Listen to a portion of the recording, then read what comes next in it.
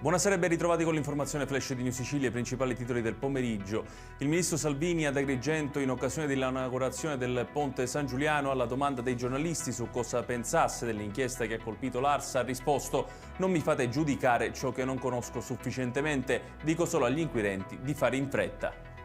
Il 60enne milazzese Giuseppe Cordici ha confessato di aver ucciso il vicino di casa Salvatore Italiano, trovato avvolto in sacchi di plastica neri in via Capuana nel quartiere Bastione a Milazzo pochi giorni fa. Il delitto sarebbe maturato al culmine di liti legate agli immobili.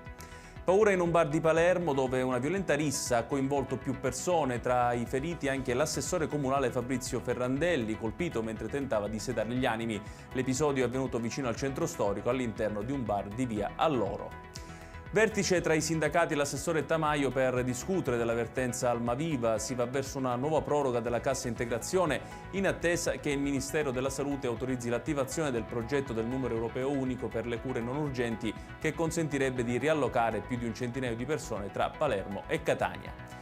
E chiudiamo con il meteo, ancora bel tempo sulla maggior parte della Sicilia nella giornata di domani, in mattinata cieli sereni su tutta l'isola, qualche addensamento nel pomeriggio con possibili deboli rovesci sul litorale ionico e sull'Appennino, temperature che non si discosteranno molto da quelle odierne.